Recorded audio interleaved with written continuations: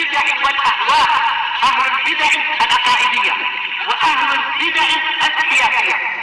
نقول بيننا وبينكم السلف، بيننا وبينكم الكتب، كان فيقول البدع بيننا وبينكم. Bismillahirrahmanirrahim. Alhamdulillahi rabbil alamin. Wassalatu wassalamu ala rasulihil amin wa ala alihi wa ashabihi wa man tabi'ahum bi ihsanin ila yaumiddin. Amma ba'd. Ikhwani fillah rahimani wa rahimakumullah. Pembahasan yang lalu kita belajar tentang bagaimana membantah orang-orang Mu'tazilah dan yang lainnya yang menyatakan bahwasanya Al-Quran yang itu adalah kalamullah. Menurut mereka kalamullah yang seperti ini idhafahnya kepada Allah hanyalah idhafatut tasyrif, bukan idhafatus sifah ila mausufiha. Bagaimana menjelaskan tentang perkara ini? Adin.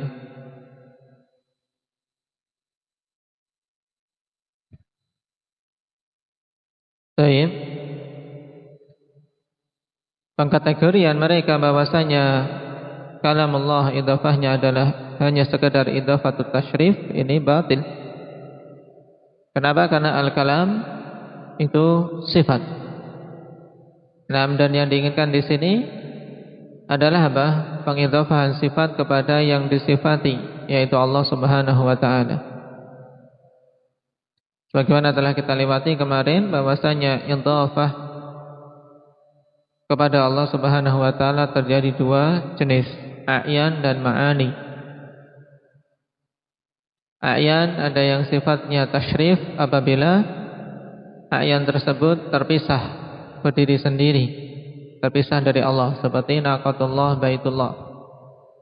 Kalau a'yan tersebut itu ghairu munfasilah, tidak terpisah dari Allah, tapi ada pada zat Allah, maka itu adalah idhafatus sifah, seperti yadullah, wajhullah, wajah Allah, tangan Allah. Adapun idhafatun ma'ani apabila itu berupa sifat yang tidak ada pada makhluk, dalam artian sifat yang tidak diinginkan di situ pensifatan makhluk, tapi sifat yang ada pada Allah, maka itu idhafatus sifah ila mausuf. Nah, kebanyakan para ulama mencukupkan dengan tiga ini. Kemudian tambahan yang perlu dipahami yaitu apabila ma'ani tersebut merupakan sifat yang memang ada pada makhluk dalam konteks tersebut, seperti ruh wa ruhum min. Nah, dikarenakan di sini idhafahnya butuh apa? Butuh bantuan min. Nah, menunjukkan roh ya maksudnya rohnya apa? Rohnya makhluk, bukan Allah Subhanahu wa taala. Sehingga yang seperti ini idhafatut tasyrif. Ini diingat-ingat. Kemudian kita lanjutkan. Qala al-Imam Ibn Abil Izz rahimahullah, wa ghayatu syubhatihim annahum yaqulun yalzamu minhu at-tashbih wa at-tajsim. Mereka mengatakan bahwasanya dari penetapan sifat tersebut melazimkan penyerupaan Allah Subhanahu wa taala dan penetapan jism bagi Allah. Tajsim maksudnya apa? Itsbatul jism, yaitu menetapkan jism atau jasad bagi Allah. Ini alasan mereka. Kenapa? Mereka tidak mau menetapkan sifat kalam bagi Allah Subhanahu wa taala dan juga sifat-sifat yang lain.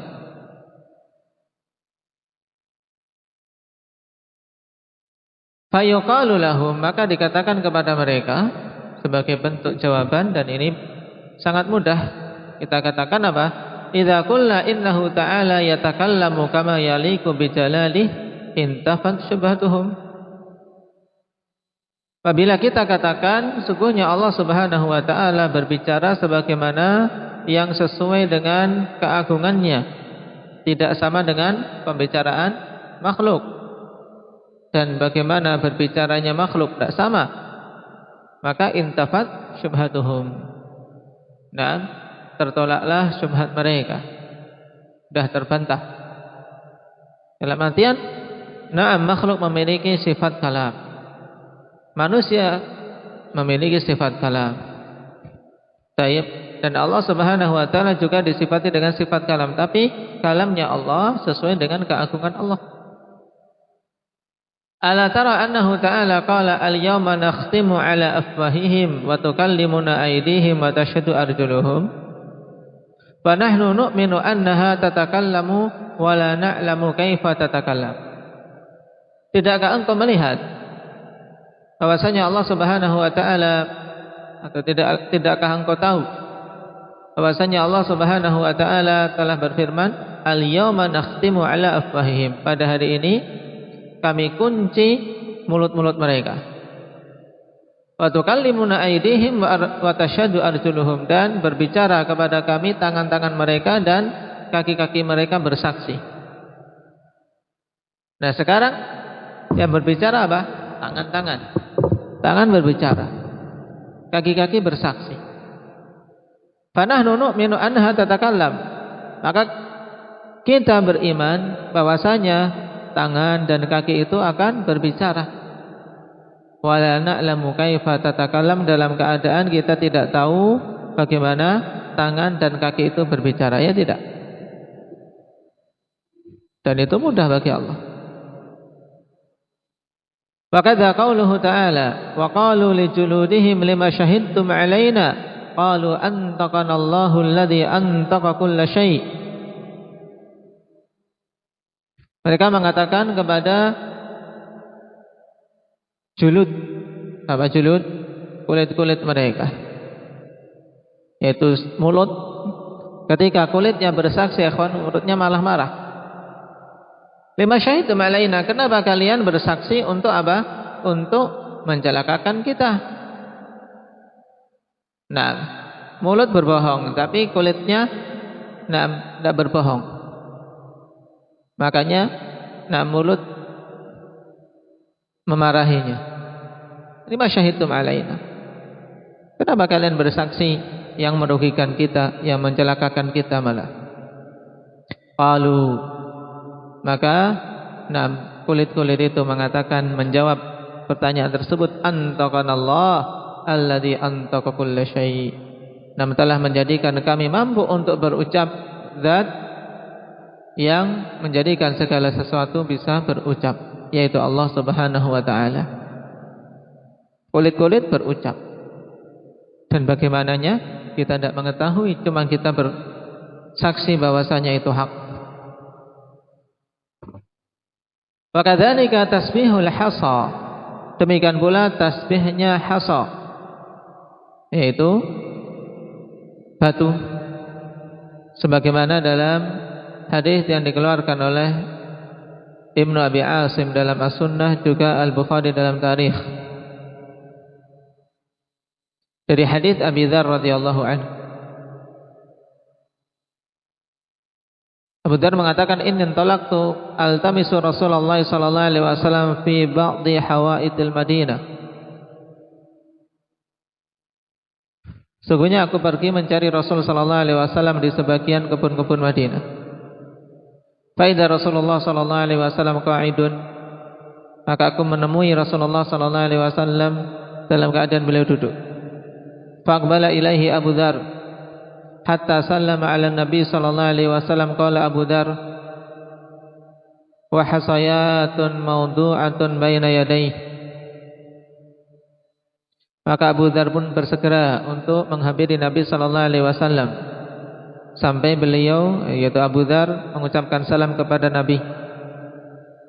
Dan Abu Dzar menceritakan, nah, beliau menemui Nabi dalam keadaan di antara atau di kedua tangan Nabi sallallahu alaihi wasallam itu ada kerikil-kerikil, yaitu Nabi sedang menggenggam kerikil-kerikil.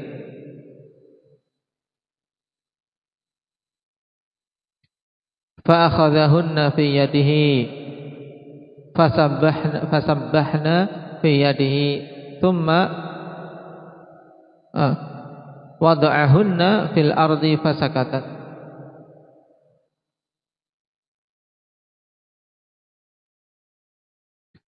Nah, maka kemudian Nabi sallallahu alaihi wasallam mengambil kerikil-kerikil tadi. Ya, tadi kerikilnya ada di depan tangannya, belum diambil. Kemudian diambil oleh Nabi, maka kerikil-kerikil itu bertasbih. Kemudian Nabi meletakkannya lagi ke tanah dan diam. Tasbihul hasa, ini yang dimaksud dengan tasbih. Nah, hadis tasbihul hasa, kisah Abu Dzar ketika mendapati Nabi sallallahu alaihi wasallam sedang duduk, di depannya ada kerikil-kerikil kecil, diambil oleh Nabi dan bertasbih di tangan Nabi sallallahu alaihi wasallam.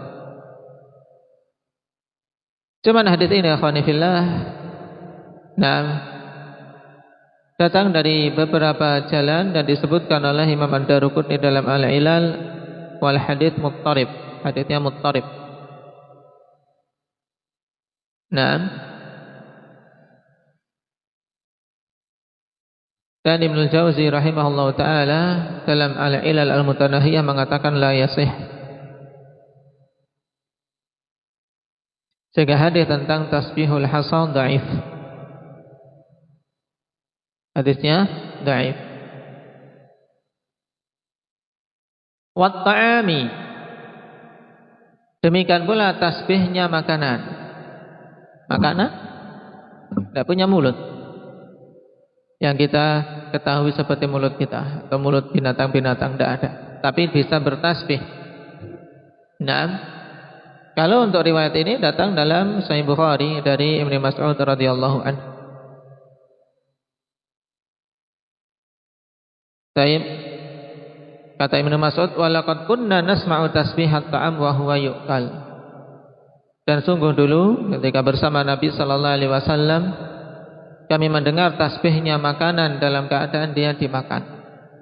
Ini makanan bertasbih. Dari siapa? Ibnu Mas'ud dalam Sahih Bukhari. Wasalamul hajar atau wasalamul hajar, demikian pula salamnya batu. Ya, batu mengucapkan salam. Kita beriman karena datang berita dari Nabi sallallahu alaihi wasallam, teman bagaimananya wallahu a'lam. Dalam hadis yang diriwayatkan oleh Imam Muslim dari Jabir bin Samurah, inni a'rifu hajaran bi Makkah kana yusallimu alayya qabla an ub'ats. Inni la a'rifuhu al-an.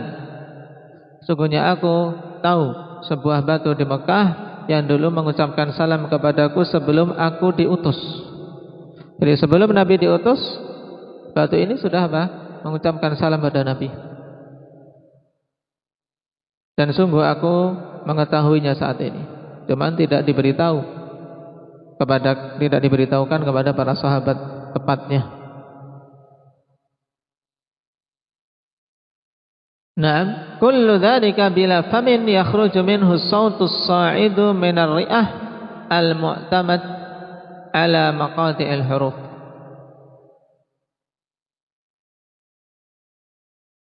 Semua itu tanpa memiliki mulut. Kulit, tangan, kaki, kemudian makanan, batu, tidak punya mulut. Yang keluar darinya suara, kemudian suara itu naik menuju ke pita-pita suara yang di situ akan keluar potongan-potongan huruf. Baik. Dalam artian tidak punya mulut, tidak ada pita suara yang dikenal sebagai apa? Sebagai sebab munculnya suara. Tapi apa? Datang berita mereka bisa berucap.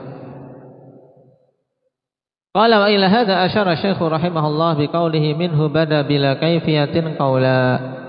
Dan kepada yang seperti ini untuk menjawab syubhat orang-orang Mu'tazilah bahwasanya menetapkan sifat kalam bagi Allah akan melazimkan apa? Tashbih dan tajsim. Kita katakan Allah memiliki sifat kalam tanpa melazimkan itu. Kenapa? Karena Allah berucap sesuai dengan keagungannya, tidak sama dengan para makhluk. Kalau pada makhluk saja mungkin untuk berucap yang berbeda dengan manusia, seperti batu ini. Batu berucap, mengucapkan salam, dan kita tidak menyamakan batu dengan manusia. Nah, Syekh mengisyaratkan ini dengan perkataannya, yaitu Imam Tahawi, minhu bada bila kaifiyatin qaula. Dari Allah lah permulaannya tanpa ada kaifiyah yang kita ketahui. Ay dhahara minhu wa la nadri kaifiyata takallumihi bih. Maksudnya jelas kalam tersebut berasal dari Allah Subhanahu wa taala dan kita tidak tahu bagaimana kaifiyah Allah Subhanahu wa taala berfirman tersebut. Wa akkada hadzal ma'na biqaulihi qaulan ata bil masdaril mu'arraf lil haqiqiyyah atau lil haqiqah. Ata bil masdari al mu'arrif lil haqiqah, al mu'arrif. Ya. Yang memberitahu, yang menunjukkan tentang hakikat. Beliau tegaskan bila kaifiyatin qaula, yaitu qaulan ini untuk menunjukkan bahwasanya masdar tersebut didatangkan untuk memberitahu bahwasanya kalam yang diinginkan kalam yang hakiki, memang betul-betul berbicara. Baik. Kama akkadallahu ta'ala taklima bil masdaril musbit lil haqiqah an-nafi lil majaz. Sebagaimana Allah Subhanahu wa taala telah kuatkan at-taklim, yaitu ucapannya Allah berbicara kepada Musa dengan masdar yang menetapkan hakikat dan meniadakan majaz, sehingga tidak ada peluang bagi orang-orang bahwasanya yang dimaksud dengan kalam di sini sekedar gaya bahasa. Maksudnya bukan berbicara, tapi yang lain, memberikan rahmat atau memberikan pahala misalnya. Ini tertolak dengan apa? Dengan qaulullah azza wa jalla wa kallamallahu Musa taklima. Kallamallahu Musa, Allah Subhanahu wa taala berbicara kepada Musa taklima. Nah, masdar untuk apa? Menetapkan bahwasanya kalam tersebut hakiki. Famada ba'dal haqqi illa dhalal. Maka tidak ada setelah al-haq kecuali kesesatan. Walaqad qala ba'duhum li Abi Amr ibn al-Ala hadhihi al-qira'a sab'ah. Uridu an taqra'a kallamallaha Musa binas bismillah liyakuna Musa huwal mutakallim la Allah. Perhatikan bagaimana lancangnya mereka-mereka ini, kawan, orang-orang Mu'tazilah yang mengedepankan akal. Sebagian mereka yaitu Mu'tazilah mengatakan kepada Abu Amr ibn al-Ala, baik, seorang qari dan juga ahli nahwu, masuk dalam deretan Qurra al-Kibar, disebutkan dalam biografi beliau di kitab Ma'rifatul Qurra al-Kibar.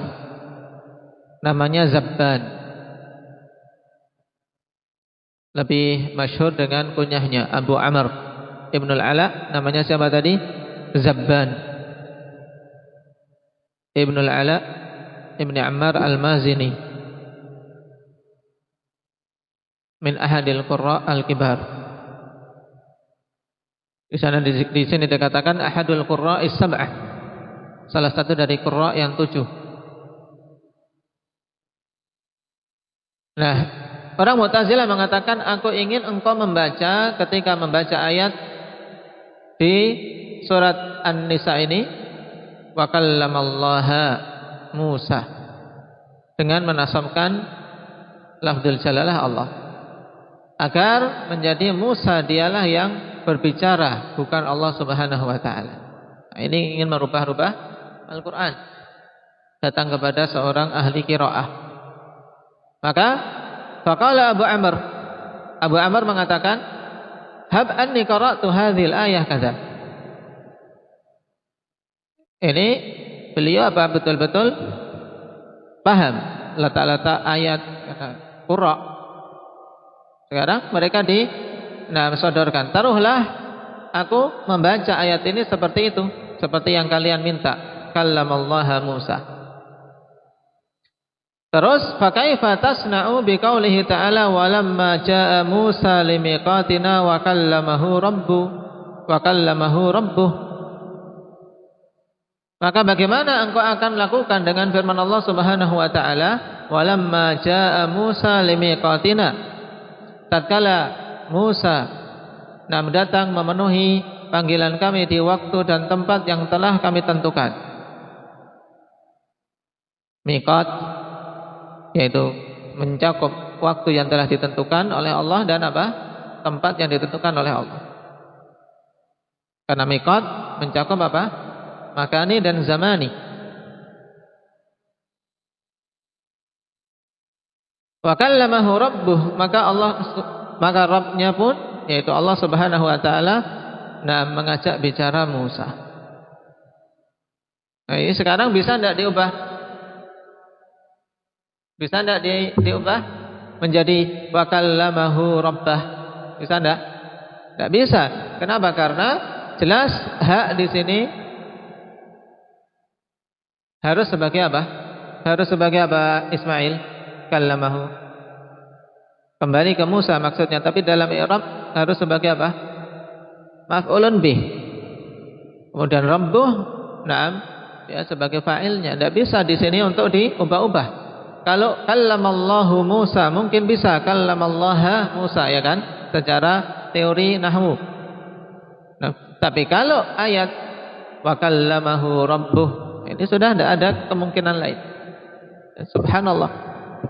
Memang kalau setiap ahli batil ingin mendatangkan suatu pendalilan dan kemungkinan qiraah pada sebagian ayat di dalam Al-Quran akan terbantah dengan ayat yang lain. Di sini datang dalam bentuk dhamir wa kallamahu rabbuh, sehingga menutup celah bagi orang-orang Mu'tazilah dan yang semisalnya untuk mengubah harokat pada ayat di surat An-Nisa. Kallamallaha Musa. Seandainya situ dirubah, tapi tidak akan bisa mengubah ayat yang di surat Al-A'raf. Fabuhital Mu'tazili, maka orang Mu'tazilah itu pun terbungkam, tidak bisa jawab sudah. Nah,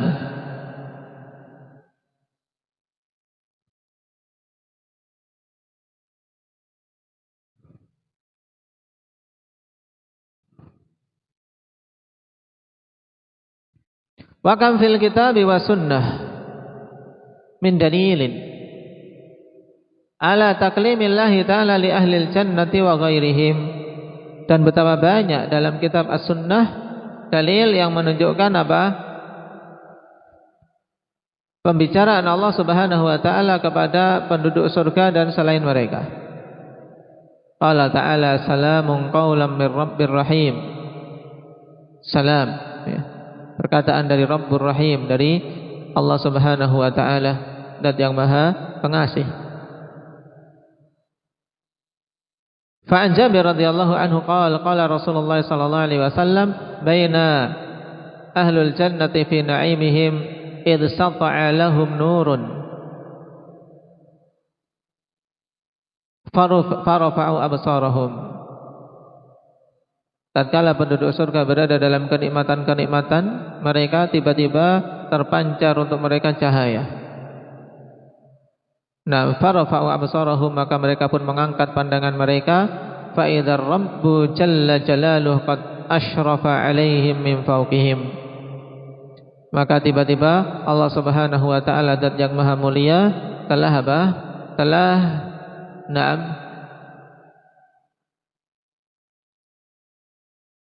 datang dan mengizinkan mereka untuk melihat dari arah atas mereka.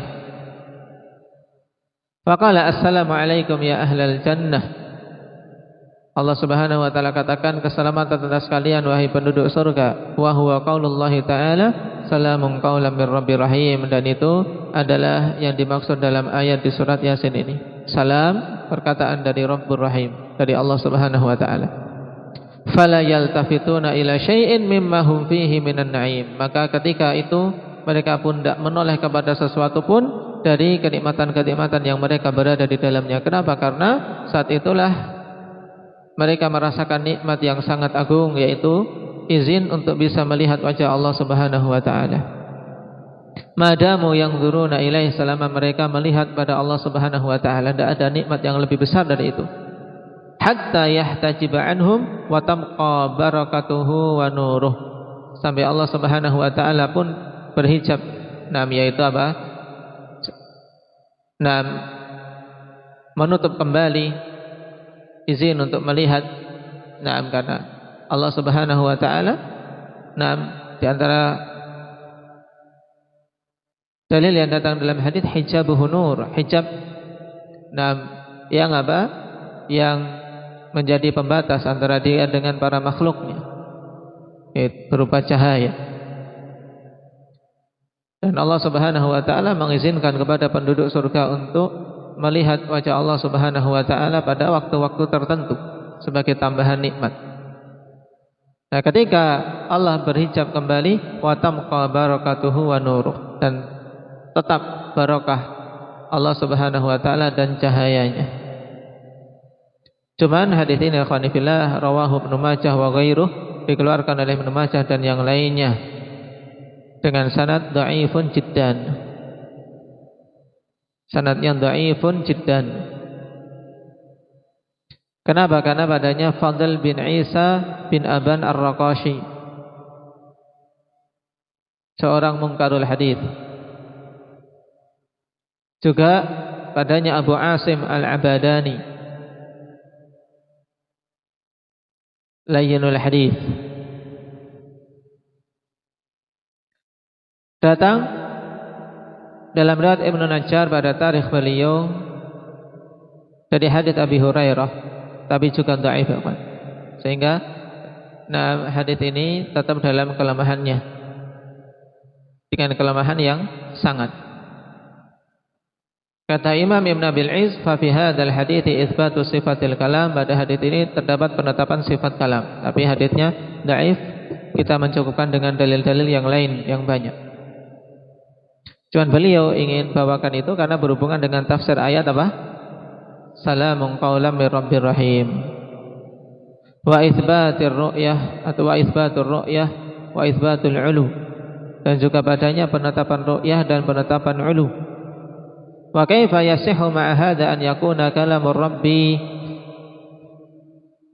kulluhu ma'nan wahida. Maka bagaimana benar bersamaan dengan ini untuk kalam Allah Subhanahu wa taala itu semuanya adalah satu makna saja? Tidak mungkin. Ini juga bantahan untuk siapa?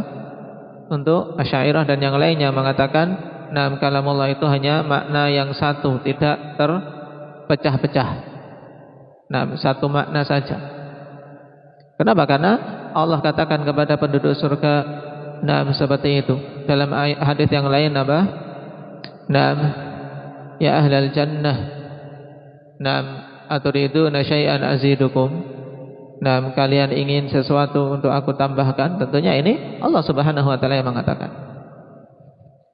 Tayyib, menunjukkan kalam Allah Subhanahu wa taala ya sesuai dengan kehendak Allah Subhanahu wa taala. Taib. Cuman hadis yang dibawakan di sini dhaif. Adapun poin-poin yang ditetapkan itu telah tetap berdasarkan dalil-dalil yang lain. Nah, naktahi bihadza subhanakallah.